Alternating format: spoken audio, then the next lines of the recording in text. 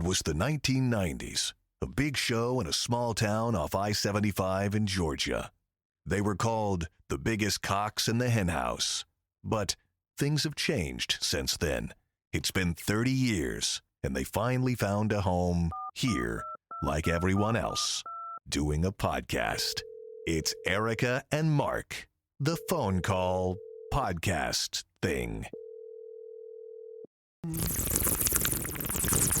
I must be 420 somewhere. I haven't done that in a while. I know. For real either. It's been since 1976 for me. 1976, your ass. I smoked weed with you in the 90s. No, you didn't. I smoked weed with somebody who looked like you in the 90s. Yeah, not me. No, I gave up. I smoked a cigarette with you. Cigarettes are possible. Mm-hmm. You might be confusing me with Roger or Tom, whatever his name was. Roger or the Tom? The guy before me. Oh, Todd, yeah. Todd. Yeah, sorry. Maybe. I don't know. Todd could be, because Todd is a pot smoking name. Todd is a name that triggers me with anxiety. Although, how you doing, man? The Todd I worked with before, he could probably use some pot. Yeah. I would say He's the same wrapped up thing. a little tight. And Todd, my old partner, if you're listening to me right now, you know it's true. And he would say, yes, that's absolutely true. It is very. He talked a little bit like Marvin the Martian. It sounds like a Canadian Mountie. Well, he was from Indiana, so I remember Missouri. Oh, okay, Missouri, way north. I think he worked in Indiana, but he was from Missouri, and he said he had the weirdest thing happen. He and I were at a NASCAR race in Atlanta once, and he had never been to a NASCAR race. So I thought, all right, I'll take him to a NASCAR race, because I've been. I just, So we go, and there's surrounded by all these toothless guys kind of sitting over in the cheap streets, cheap seats over on the backstretch, and he looks at me and he says, you ain't from around here. And I said, nope, I'm from Florida. He's like, Florida, that ain't the South. And I said, it still counts though. And he's like, whatever. And he's like, what about you? You definitely ain't from here. Because he had, that Midwest look and accent about him. And he said, no, I'm from Missouri. And he went, okay, all right, Missouri. That's a slave state, and that's all right. Oh, my God. Literally said that, like to total strangers to us. And I'm just like, oh, my God. Maybe we should leave. Yeah. Well, you do meet some interesting people at races. I was, after I left, shown the door in Macon, when I moved to Mississippi, my son, when I was in Macon, my son, before we would go to church on Sunday would be, or when he came back, would be in his room, laying on his bed, watching NASCAR races. And how old was he then? 3 or 4? Yeah, right? Something like that. He wasn't even in school yet. I think he was in nursery school. So you ruined him. So when I went to Mississippi, I said, you know what? I'm going to take him to a race. So we went to our first race. We went to Talladega. Was our first race. And then I've been to Talladega multiple times, probably about 12 times. And I've been to Atlanta, and I've been to Homestead. And I went to that little track in Memphis where the trucks raced. I don't know nothing about Memphis. They have a small track there, and they have in Memphis, and it's a small track. But shows you how last time I watched the race. The Busch cars, which is not even... That's not a thing anymore? They don't do that anymore? No. Winston Cup and Cup cars and that don't exist anymore. What do they do now? And the Busch, I don't know. I lost them after Sprint. Yeah. And I even got my Rusty Wallace Sprint cell phone, flip phone. I quit watching after Dale Earnhardt got killed because I used to watch, and then I watched a little bit after that. I mean, we would watch every now and then because Junior was. Daytona I went to too, because David and I were at the race. Yep. That Dale died. I was watching at home. We went to that race. That's right. I remember. I remember him telling me, he was like, "Daddy, it's kind of sad that Dale Jr. can't be happy about winning the race." Yeah. Or I think he came in first, or maybe came Yeah, in no, second. no, he didn't win the race. It was 2 cars. Yeah, what's his name? Waltrip did. Yeah, Daryl Waltrip won that race. But the next race, the younger Waltrip. Fast Eddie and I went to that next race. Which was the Firecracker 400. We went to the July race. So he got killed. So his dad got killed at the Daytona 500 beginning of the season. So Eddie and I went to the very next race in Daytona in July. And that was the race that Junior won. And Mark, that is one of the most electrifying moments of my life. Of the energy. There was palpable energy because there's 250,000 people there, and every fucking one of them are rooting for Junior to win that race. Because every of his one dad, of them. yes. And he won, and I'm gonna cry thinking about it because it was special. I mean, it was. I think I remember that. Time. I think I saw that on TV, but I remember that because I used to watch a lot. It was fun going to NASCAR races. I lost interest because I didn't know anybody anymore. Yeah, well, Toyota came in at some point too, and I think that was when all right, I'm out. Toyota, they're running Camrys in NASCAR. Nope, I'm out. And then when I met when I was working at Beasley, I met that guy that he worked for Finch. I can't remember what his name of his Phoenix Racing. Okay. Owned by James Finch, who was he's a guy that does he builds airports. Yeah. So he's, in like a lot of sports, you start off as a billionaire and then you become a millionaire because you love the sport so much you just hemorrhage all your money into it. Right. My friend worked for that race team. He was a jack guy. Yeah. And so we would get David and I would get all the behind the scenes stuff and stuff. So we were in the pits during race time and in the garage during race time. Eddie and I did all that stuff too. It was really cool. But sitting in a seat, you're right. The energy. Yeah. And when those cars are coming around. Everybody should go to a NASCAR race at Daytona once. And because if you walk up by that fence when they're under green, it's like having somebody whip 43 aluminum baseball bats at your head like an inch away from your head. Yes. Because it's as close to death as you're ever going to get. Yeah, and you have no idea how fast they're going until you actually see it there because it looks so slow on TV. But man, it's crazy, dude. Yeah, it was that was fun though. I kind of miss it, but like I said, I don't know anybody anymore. Yeah, no, me either. The weirdest thing that happened to me was I was working at 96 Rock in Atlanta on the weekends for a couple of years. And I'm on the air one Saturday afternoon and the phone rings. And I answer the phone, it's not on the air. And I said, hey, 96 Rock. And the guy says, hello, is this? And he says my real name. And my real last name. And I'm like, wow. And I'm like, well, who is this? Are you a cop? And he says, no, man, it's me. It's Tommy Gunn. And I'm like, what? Tommy Gunn was the guy that I lived with. So I spent 6 weeks in Scranton, Pennsylvania, working at a top 40 station. From the time that I left the stations in Pittsburgh until I got to Macon, there was about 6 weeks where I was in Scranton with our friend Scott Chase. Okay. And Tommy Gunn was the 7 to midnight guy. And I lived at his house with him when I was living in Scranton. Wow. And I hadn't really talked to the guy since I left. Right. I just kind of up and abruptly left to take that morning show job at the rock station in Macon that you and I went to. Right. And I had not heard a peep out of Tommy Gunn. And I'm like, oh, my God. He's like, I thought that was you. I'm like, how the hell are you? How did you find me? What are you doing in town? And he said, oh, yeah, I work for NASCAR now. I'm the photographer for whatever the team that owned Mark Martin. He was like the official photographer. So he was on the NASCAR circus and gone all the time. But he still lived in Pennsylvania.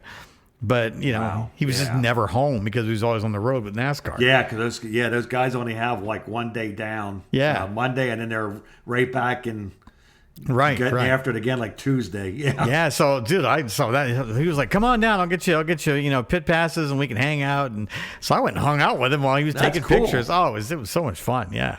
But it was just that's a weird thing, man, when somebody from your past catches up with you and calls you on the radio. I did it to one of my old guys from YNF, one of my part-time guys that I used to have when I worked here in Sarasota at 107.9 YNF. My daughter and I were driving from Florida to San Francisco, And we were driving through Reno, Nevada, and I hear this guy on the radio on KDOT.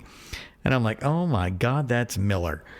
And my daughter's like, who's that? And I said, he used to work for me when I was at Wine. I'm going to call him. So I called the request line. I did the same thing that Tommy Gunn did to me. Yeah. I did to Miller.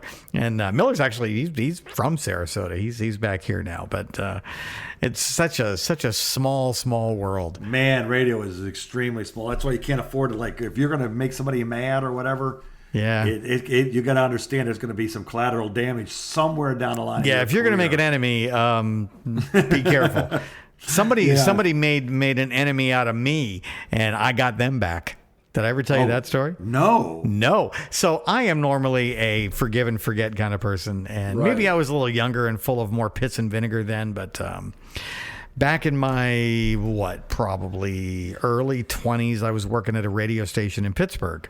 Mm-hmm. And I was doing afternoons, and we had this just this bitch of a midday girl who was this crazy redhead, and she was always mad about something. She's always drinking her face off, and telling stories about how she got into a fight with her lesbian girlfriend, and the police got called. I mean, she was not a fun crazy. Right. She was like the stay away from her crazy.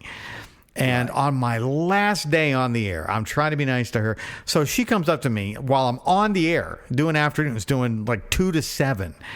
And she says, hey, before you leave, I need you to do all these dubs. Gives me like 10 dubs from, back in those days, you used to have to take commercials that were on a reel-to-reel and dub them onto a cart. It was a lot of work, Yeah, so that we would have the commercials on a cart. And she gives me like 10 of them to do on my last day, on a Friday, on my last day. And I got to get home and finish packing my truck and move to Scranton with Scott Chase, like being on the air Monday. I don't have time to be doing your freaking dubs on my last. So I said, hey, it's my last day. You're not really going to do this on my last day, are you? Give it to somebody else. Nope, I need you to do it. You're not going to get your last check unless you do it. Oh, wow. I'm like, you don't have the check. You don't have the power for last check there, redhead. So she was very insistent and very much a bitch to me about it. Right. And I said, you know what? Fine, give them to me. And I'll take care of it. And she ended up leaving early that day. She didn't want to do it. Somebody else was doing her shift, or maybe that's what it was. She just didn't want to do them, so she left early. So I took all of her stuff and I threw it in my bag. And when I left, I took them all downstairs and I threw them all in the dumpster. And I left. Oh. So that's for her to sort out on Monday. So no, it gets worse. So I figured that would be enough revenge, right? Right. No. Some years later, when you and I were working in Macon, I had become friends with the guy who was the program director at WDIZ in Orlando.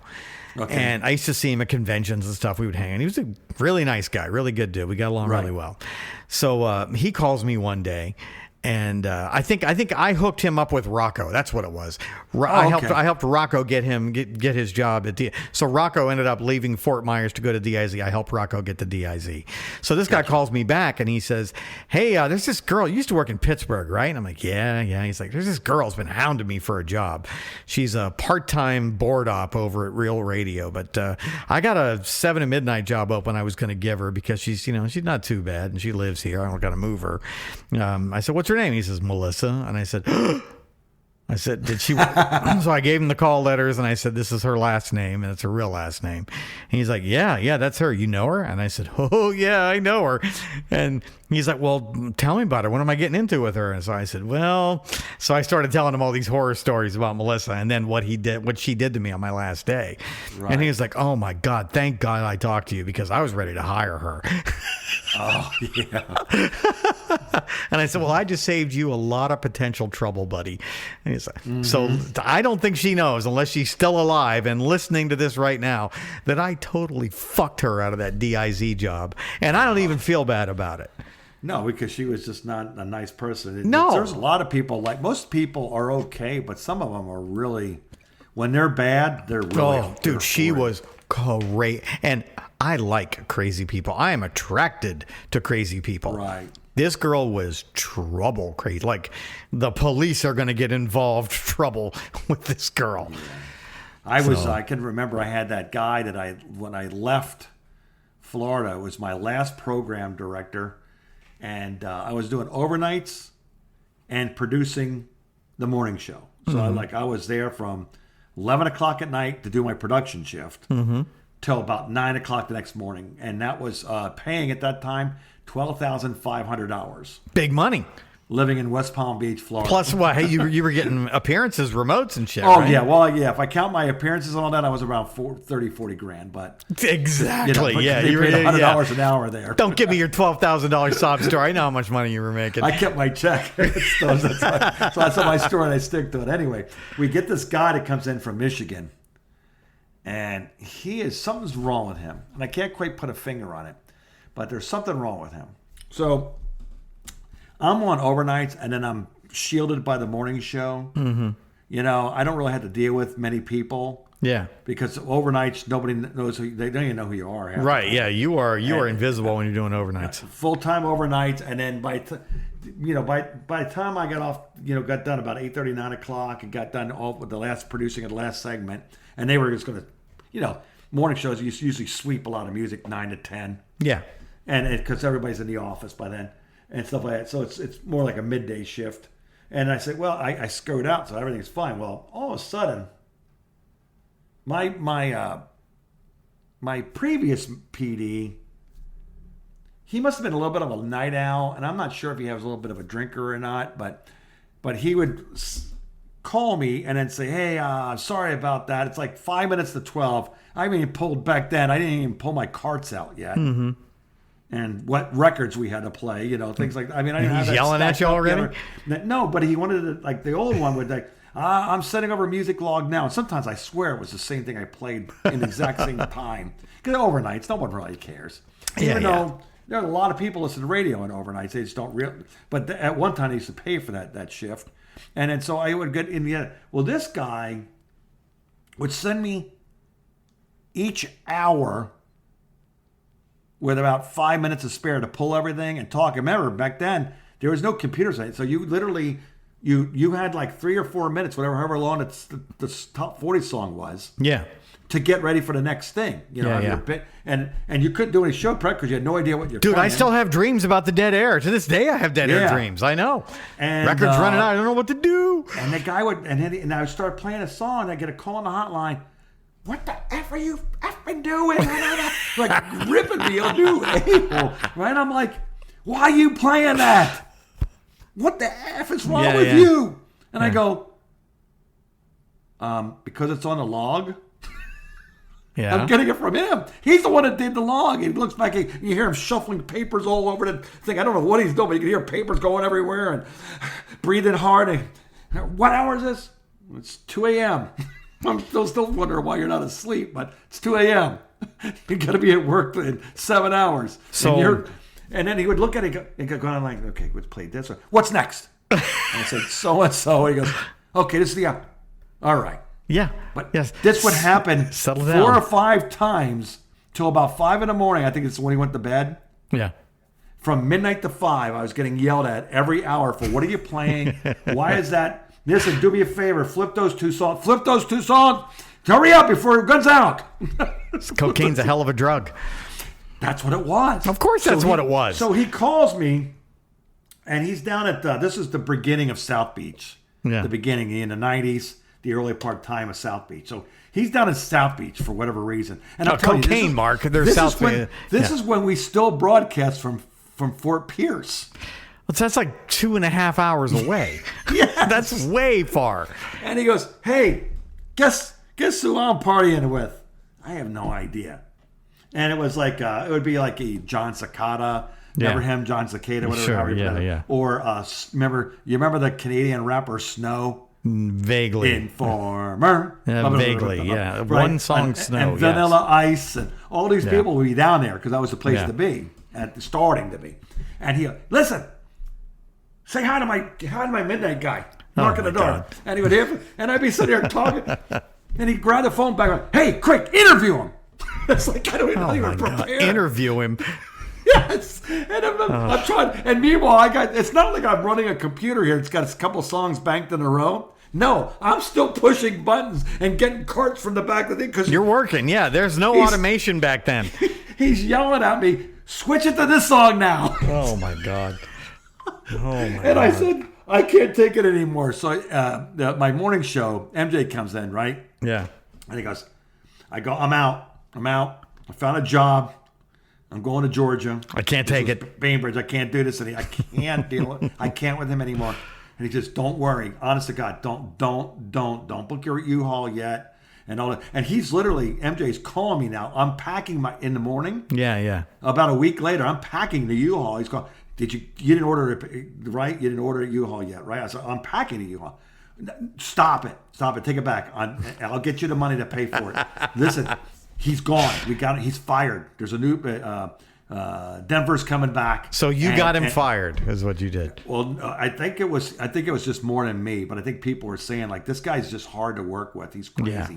And then that was before. Hey, man, losing an overnight guy is a bigger deal than it sounds, because do you know how hard it used to be to find an overnight guy that would show up every day? Well, think about an overnight guy that also sat down in between breaks and cut newspaper stories. Right, yeah, overnight guy, morning show producer, yeah. Put on a sticky board so he could have his show prep. It's a rare thing. You know, and he would also call in and say, hey, download. Remember back in the day you had to download. No, you couldn't even download. That wasn't even a word. You had to find the audio on those sites. Not even a site. No, we didn't have sites. No, we had reel-to-reel tapes and comedy services. Oh yeah, like that's right. He would like give me like we had to go find like sound bites from like, it wasn't.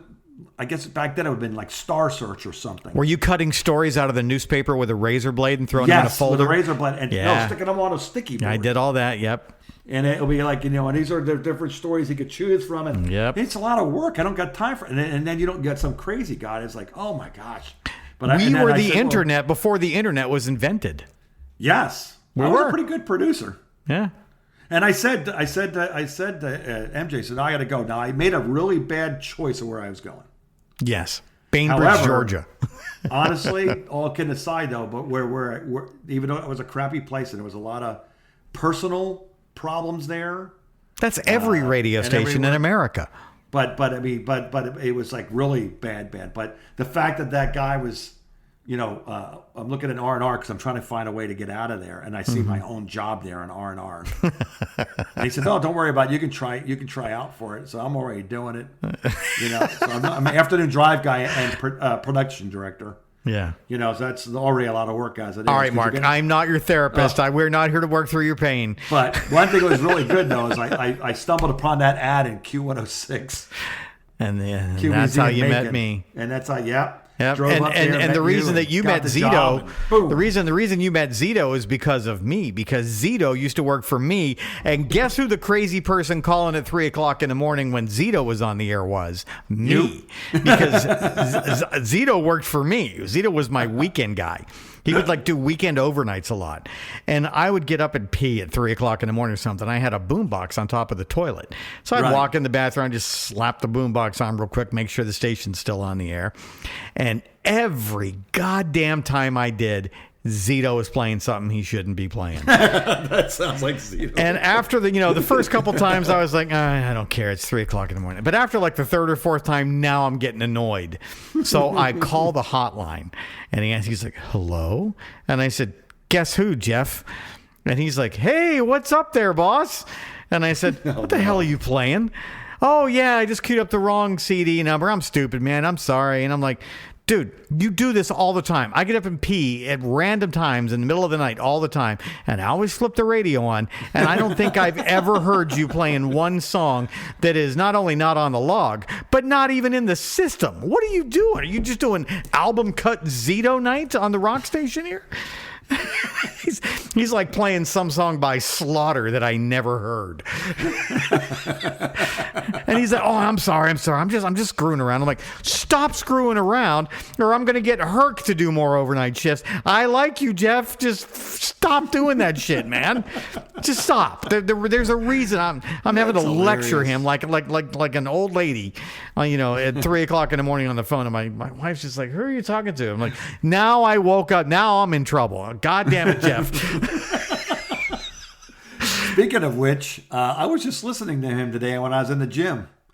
He posted on his Facebook page. You see what he posted on his Facebook I saw page? that he and Stan had done one show together. Yes, and I actually listened to it. It's about 50 minutes long with all the commercials, everything added it. 50 minutes of talk. It's actually pretty fun. Well, of course, because they're both freaking great. I would love to hear the two of them on a show. Yeah. You got. I think maybe they may be thinking. I don't know, but I don't know if they're thinking about doing. I just know Stan is extremely loyal. Yeah. To Haney. So I mean, I understand that, and if you want to incorporate Haney into the show a little bit, that's fine. Yeah, but I don't think he would ever leave him. But on the other somebody hand, needs to take Stan aside and say, "Look, buddy, life kind of moves on, and when bad things happen, it sucks for everybody." I don't think he needs to work. I think he's in good shape, but I think really that guy has money after all the money he gave his ex-wife. He can live. Well, that's all I remember about Stan. He was pretty smart though. He bought a smart condo. Okay. Got a really good price on it. I got a really good deal on us right on Daniels Parkway. Yeah. Actually, there for a while he was. I think if I'm not mistaken, I might be making this story up, but I could have sworn I think he was thinking about during spring training because it's so close to the Red Sox facility. Yeah. That he would go for a week and go stay on someone's couch or whatever and rent out his thing for like $5,000 for the week. That's pretty smart. Airbnb style. Yeah. And then he would pay. I think he had his house paid off and his cars paid off and everything else. So plus, he's a married man. So he recovered from his first wife, and good for him. Good. I like it when bad things happen. They were pretty funny. If you get a chance to listen to it a little bit, it's actually not bad. If they were going to do something, that would be a thing to do, and I think they would probably do well. Oh, of course they would. They're both great. I got nothing but love for Zito. Zito's one of my favorite people. Yeah. And for a while, I was wondering if he's going to be okay, but he's like he just keeps bouncing back. He's fine. I mean, the reason that they keep him there is because they like him so much, and I totally understand why. He's a very likable dude. He's smart as shit. When that station left up there in Tampa, I thought, oh boy. So I reached out to him and said, "Hey man, if you need anything, let me know." But I never heard back from him. But I'm sure he is. He probably knew that coming up. And he has you blocked. I think he has you blocked. Yeah, does he? I don't know, man. It could be, dude. I can't remember the last time Zito tags me on Facebook once in a while on some old pictures. That's about the only time I ever hear from him these days. That's funny. Yeah, all right, let's take a quick break. We've rambled on about nothing. Killed half the show already in one break. I got something for you. I don't know if you're familiar with this or not, but have you ever heard of the legend of the one last? I'm going to have to fix this while I'm talking. Mark's got equipment problems. For those of you who can't see at home, Mark's headphones are falling apart. 2026 tour. Have you heard of that? He can't hear me at all. He can't. He's plugging his headphones back in because today is your first day in radio, and you're trying to figure out how this all works. I pulled another thing again as usual. Have I heard of what? One Last Ride 2026 tour. One Last Ride. Is that that's not a Motley Crue thing, is it? No, but it sounds like it could be anybody. Yeah. And then what I'm talking about is this one here, and I'm going to tell you how I went down this rabbit hole. Take a look at this picture, and then we'll talk about it when I come back. Okay. One Last Ride to. Oh, hey, look at that. Yes. I would. I'm not interested, is what I would say to that. Yes. And we'll tell you what that is after we come right Erica back. And Mark.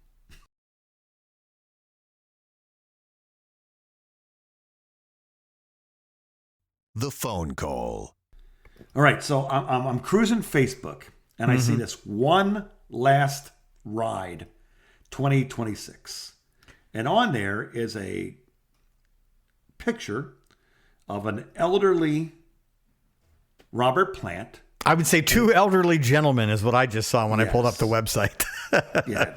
It was Robert Plant and Paige. And in the background was the four, including John, as young. And I go, what is this? And it says Robert Plant and Jimmy Page announce the 2026 One Last Ride tour, a soul-stirring historic reunion that will awaken the immortal spirit of Led Zeppelin. Here's the tour and full details below. So I don't want to open up the thing because I'm always afraid that there's a virus or something. Oh, shit. I'm looking at the dates here. Oh, no. Yes.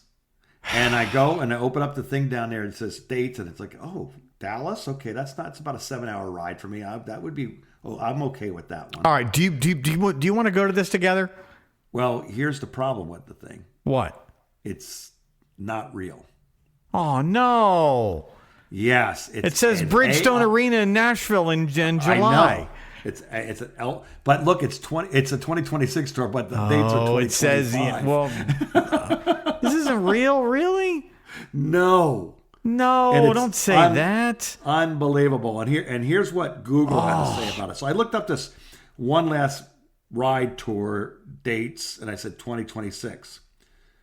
And it says, an overview says there are no official one last ride tour dates for 2026 available yet. And then it says, rumors and speculation circulating online about various artists, including Bruce Springsteen, Bon Jovi, Bon Dylan, Rolling Stones, and others. And none of these are confirmed. And there are all kinds. And it's the Stones. There's all these people. I mean, everybody you can think of, from current stars to old stars. Like, this is their last hurrah. And it got me with the Zeppelin one. It really got me with the Zeppelin one. And the tour dates are like not that far. But apparently there's a Dolly Parton and Reba McEntire one. There's an Alan Jackson and George Strait one. You totally had me with this, man. You totally had me. And you ready for this? Yeah. They actually made commercials. Oh my God. AI made the commercial, didn't it? Yes. Oh my God. And they're, fortunately enough, they're not good enough to be exact. Like, you've seen the pictures. They just look like, if you look at it real quick, that's Robert Plant today. But Robert Plant doesn't have if you notice, it's that guy's wearing a mullet. And Robert Plant just has his curly hair. Got short hair now. Yeah. Jimmy Page looks pretty. That's pretty good. That was pretty close. Yes. But yeah, it's not true. And I was like, man, it's like, damn it, man. I was like, I would pay a lot of money to go to that show. I wouldn't even. I was thinking about that because I just turned down going to see Paul McCartney because the nosebleed seats in the Smoothie King, which is the big basketball arena, is $500. Yeah, and to be anywhere lower is $15, and to be on the floor is $5,000 a ticket. And I'm sorry, I was going to say I'll give it a shot because I'm not a big Beatles fan or a Paul McCartney fan, but I respect them, and it's just like somebody that's a pretty big star to go see. Yeah, I saw Paul McCartney years ago, and he was great. It was a great show. And he's got a huge set of songs that he could probably play that he wrote. Mm-hmm. And I thought it'd be fun, but I said I just can't give $1,000. No. I keep going back that in 1990 I paid $100 and thought I was going to lose my mind to go see Pink Floyd at Georgia Tech Stadium. Or whatever it's called there, the Georgia Dome. It was Bobby Dodd. It was at the football stadium. Yeah, the football stadium. Yeah. And I said, I can't fathom. I thought you went to that with us. I did. Oh, I went to that one, but I went the very next day and so paid did for I. tickets. Yeah, no, you and I both went to both. It was that good, dude. I bought them off a scalper on the street for that second show. It was by far. It's in my top. Probably 3 of best shows I've ever seen. Oh, me too. It's one of the greatest things I've ever seen.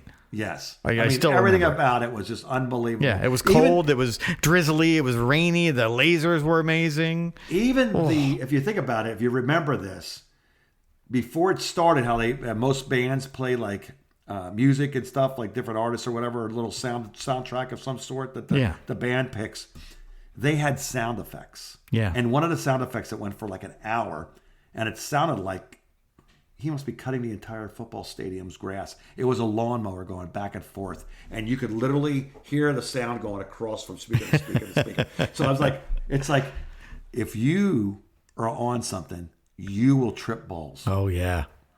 This is crazy. That was the place to do it too, man. Yeah, that's probably, I don't know, because I also saw Roger Waters back in 2017. And that might be the greatest show I ever saw because he was fucking amazing, dude. Just amazing. And he did all of Animals. See, that's my favorite album. That's my. You favorite wouldn't have album liked it of as all a Pink Floyd. Trump supporter. You would have been unhappy. There Oh, were I know, people because- leaving that show. Oh, because he's extremely political and uses Yeah, his yeah. entire time to sing and then talk nonsense between. we records. were laughing at the people who were getting up and leaving. We're like, have you not listened to his lyrics? These are I not know new his stuff songs is he's all playing. yeah. All this stuff is And anti-establishment, anti-establishment, anti-government, anti-everything. Yeah. What do you got? He's against That's that. what Animals. The whole thing is about. It's like Animal Farm. Put the Right. music. Right. And Animals was just like a big middle finger to Nixon and the Nixon people. Even though it was years after Nixon, it was still a middle finger to Nixon. And it was a middle finger to the people that were running the UK at the time. And That was 1977. It came out because I remember I was that year I graduated high school. But it was like that was one of my favorite albums. Just everything about. Well, any Floyd album. I also like Division Bell. I like Momentary Lapse. they're all their albums. Yeah, no, I know. The only one to burn out on, honestly, the only one to burn out on. Dark Side of the Moon. Yeah, that's because radio ruined it. Yes, me too. But Animals is still my favorite. Animals is my go-to when I want to listen to Pink Floyd. Yeah. I'll start there. But my God, Mark. Yeah, that was crazy. But that was I just can't see myself. So when I see a band like that for that much money, I can't see giving you another. I gave you one Honeybee. I'm not going to give you 14 more to see Paul McCartney's carcass get up there. Now, but Zeppelin, man, that would be. Were you with us? Remember when Jimmy Page and Robert I might Plant? pay $500 for that. Do you remember that tour that Page and Plant did? No, I do remember, but I was not there with you guys. No, I Oh don't my know God, why I dude! It missed was. I don't know. I'm not sure you were working there when they were. Maybe I touring. wasn't. Maybe that's why. No, I don't think you were there because we all went, and it's one of the greatest things. That's probably that's right up there with Pink Floyd and Roger Waters, which sounds so typical of oh, so your favorite concerts are all the dinosaur bands. Oh, I see. Well, honest to goodness, I mean, we've seen a lot of great new bands. We went to go see when they were new. Yeah. In the 90s and stuff, and they're good and they rock, but it's just not the same thing as the theatrical and all the bells and whistles you get with a show like that. Even, I don't know. It was a bands like friggin' Cheap Trick, production. which is All just a those shows. straight-ahead rock band is just better than most of your new bands, Yeah. newer bands. Yeah. It's good. I remember seeing Creed the week or maybe 2 weeks before their first album came out. Yeah. The record companies invited us all to this bar in Orlando, and so we all went to dinner somewhere. Then we went to this freaking bar to see this band from West Palm Beach, and we're all like, oh, okay, you gave us a nice dinner. We'll go see your new fucking band, and none of us had ever heard of Creed, or we hadn't even heard the single, so we went anyway, and we're all just standing there with our mouths hanging open, like, oh my God, they're going to be the most famous rock band in the United Yes. States. They These are guys good. are amazing. I've never They are seen still a show good. They're like that. back on the road again, and they're still good, man. They're still a good band. Dude, they really were. are. They were. I still think about that show. I'm not the biggest Creed fan, but I remember that show really well. I remember it being one of the greatest live performances I've ever seen. But as far as like big production, like this could be on Broadway type of concert, yeah, U2 was always good for that as well. And, you can say U2's music has fallen out of fashion since they forced their new album on everybody's phone. But I quit U2. still I like quit 'em. U2. Believe it or not, when I tapped out on U2. when Guess what album? Zooropa. Nope, tapped out before then. Before Zooropa, man. I don't know. tapped out on one of the biggest albums they ever had. What? Which one? Joshua Tree. Why? Tap. That's Done. a great album. Done with them because I love Boy, Yeah. first album. Yeah. They were so edgy and so rough, and it was like they were just unpolished. What about And Wide then- Awake in America? And War was Yeah, my War's- favorite. War's War was good. War was a great album, but after that, they kind of fell apart. So, were you in Miami in 1987 at the Orange Bowl for their concert? No, I wasn't. but I was. I did get the calls from Dave Denver, And then he did a live break from there because he took those tickets and did the break from there. And I just had to air the calls. And I think, if I'm not mistaken, Guns N' Roses didn't open for them. There was somebody else that opened. I don't remember. All I remember is I went with my college roommates, and we were sitting in the Orange Bowl, and I was sure my car was going to be stolen from where I parked it because because it's family. There's homes there. Dude, the Orange Bowl's right in the middle of little Havana, dude. That was a sketchy neighborhood. So we had the view of downtown Miami, and the full moon was coming up. Oh wow, that's kind of cool. Oh my! And we had a big bag of weed, and we were all we were all a little stoned, watching U2, and the weather was nice. It was cool outside, right? So we weren't dying of heat exhaustion. And up until I saw Pearl Jam in '94 at the Fox Theater in Atlanta, I thought that was going to be the greatest concert that I would ever see in my life, because it was, man. I wish you had gone to that show, because it was one of those life-changing moments where you see U2 in that environment with, that much weed and the moon coming up over a fully lit up Miami and full Miami cool. Vice days. Oh my God. But I just thought that when I saw the U2 at the Red Rocks. Yeah. With doing Sunday Bloody Sunday and all, and all those songs like that, and it was just I don't know, they were just a different band. We've gotten too political for Mark. I think we got to win him back. It just got too pop for me. It was like I just missed the old stuff. Actually, I just added. Which ones did I add? I forgot what I added. I just added 2 U2 songs at the radio station. Did you play Seconds? Actually, I think Seconds might be one of them. Yeah, how did I know? Yeah, but my favorite song that I like was "Surrender." Oh my God, that's a great song. Yeah, and "Refugee's" good. They're all actually. They're just a good band. They really are a good. Mark, band. there's so many good U2 songs, and I just don't understand how they have fallen out of such fashion. It's funny. Oasis is back on tour. My daughter and her boyfriend are going to go see Oasis in Chicago in a couple of weeks. Oh, and really? Oh my God, yeah, he's so excited. I'm like, I saw Oasis back in the. They were okay. They weren't a life-changing experience, and there's like a half a dozen Oasis songs that I really like. I mean, I really still like Oasis, but I am not willing to spend thousands of dollars and go to Chicago to see Oasis. Yeah, because Chicago's a pretty expensive city. Yeah, but I mean, I'm sure it'll be a good show, but life-changing. Yeah, no. Well, maybe for them though. I guess these kids are young, and I don't have the heart to tell them. Yeah, we used to make fun of them back in the '90s because we all said, "Hey, you guys are just trying to be more like a rock version of the Beatles." We see what you're doing. You got to remember, these kids grew up with the fact that they were gonna. What's the name of some of those bands? They're like Marilyn Manson, but they're allowed to be played on pop stations. Oh yeah, those, what I'm talking about? They're all in leather and.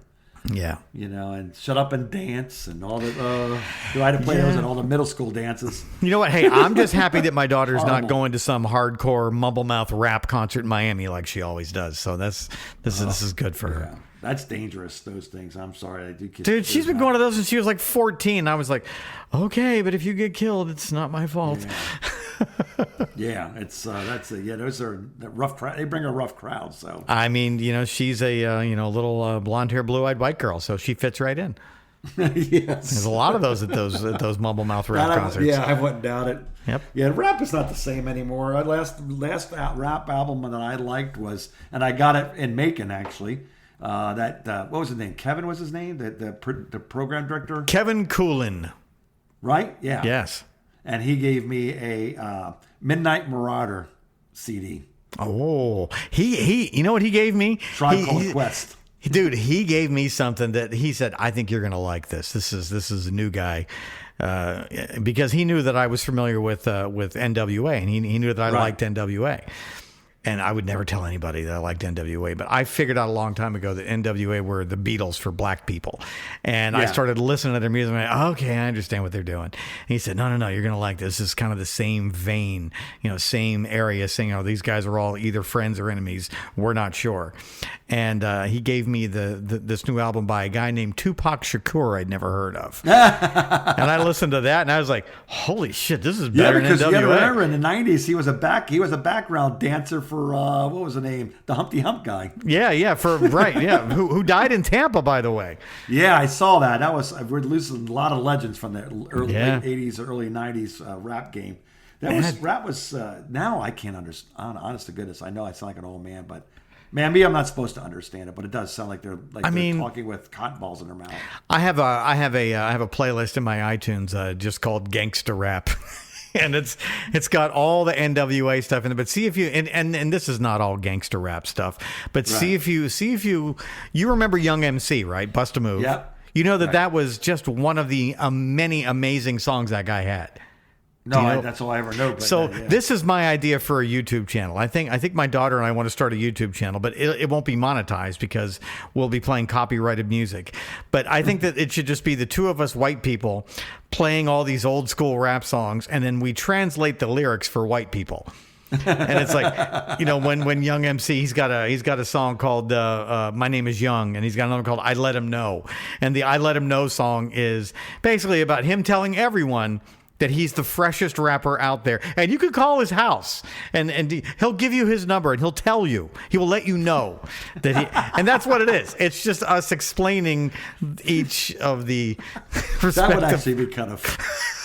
Because, dude, I see all these black people watching videos with like Aerosmith and Pink Floyd and Led Zeppelin. I'm like, oh, this is really good, man. So I'm like, we need to spin that around, and let's get a couple of white ass people like me and my daughter to sit there and listen to old Young MC album cuts. That would be awesome. Actually, I would watch that. I think it would be very funny. I don't know though. Watch that.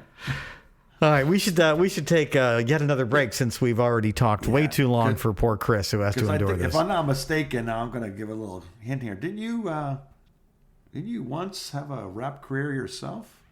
I did. I kind of have a new young budding rap career, and it's with the help of the person that will eventually replace you with Cove from ChatGPT. Okay, we'll do that next. All right. Erica and Mark.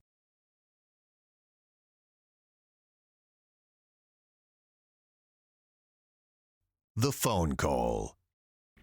Hey, can you do me a favor, and can you just repeat these words to me? Just say, Welcome back to the mandatory phone call of friendship with Erica and Mark. Absolutely. Here you go. Welcome back to the mandatory phone call of friendship with Erica and Mark.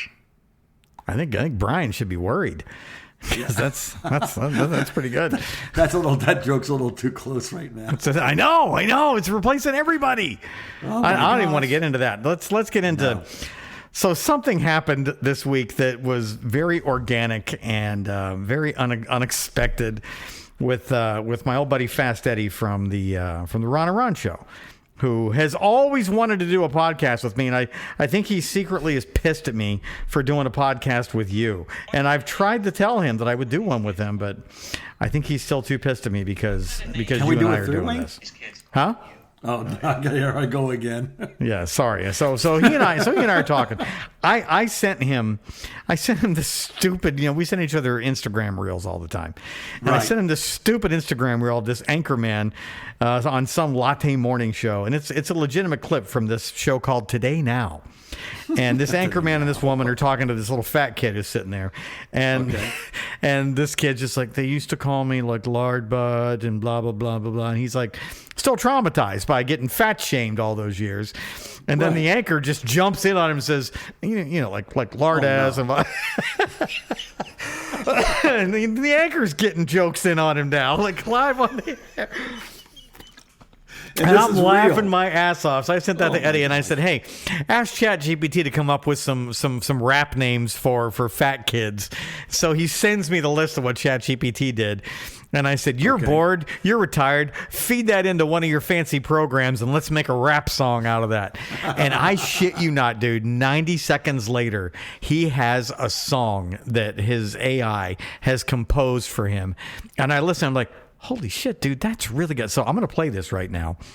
And we can play this because we wrote it. We own this song. This is ours. Oh, excellent. So I'm going to play the clip. And I'm going to play the song that was made in 90 seconds from this clip. What kind of names were these kids calling you at the pool? Meathead, fatso, wide butt, belly the whale. Porky, hog, fat ass, double wide, butterball, those sorts of things. Oh, right? my God. Yo, it's Big Mac, the snack attack coming in slow. Moving through the beat, wading in dough. Little lunchbox trying to box, but he's out of his league. Feasting on these bars while you chasing fatigue. Double decker Dave got layers, all taste bland. Burger Kingpin, snatch the crown from your hand. Snackzilla on the mic, snack that time. Buffet boss serving rhymes while you stand in line. Meathead, Porky, fatso, hog, wide butt, fat ass, double wide, meathead, porky, fatso, hog, wide butt, fat ass, double wide. Yeah, we out.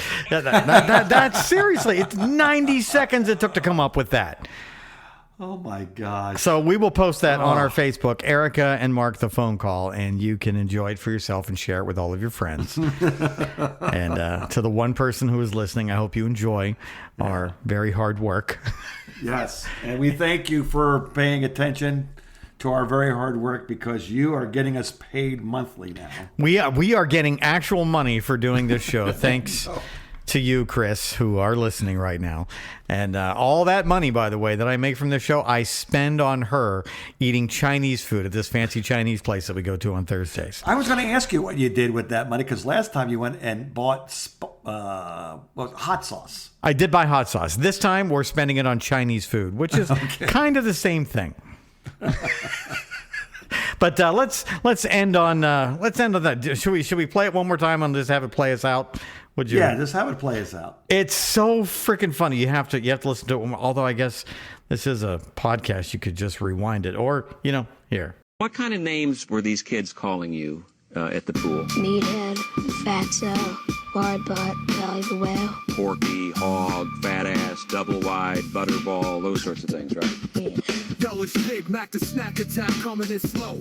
Moving through the beat, wading in dough. Little lunchbox trying to box, but he's out of his league. Feasting on these bars while you chasing fatigue. Double decker Dave got layers, all taste bland. Burger Kingpin, snatch the crown from your hand. Snackzilla on the mic, snack that time. Buffet boss serving rhymes while you stand in line. Meathead, Porky, fatso, hog, wide butt, fat ass, double wide, meathead, porky, fatso, hog, wide butt, fat ass, double wide. Thank you, Fast Eddie, for being such a jerk and doing all that. All right, yeah, He is good. yeah. Let's get out of here before before we make too much money and get too many listeners. We don't want to get too successful because then we're going to have to prepare for this show, and I don't want that. Yeah, we don't want any more work we have to. All right, Mark, have a good one. I'll talk to you next week, buddy. All right, bye. See ya. Erica and Mark, the phone call.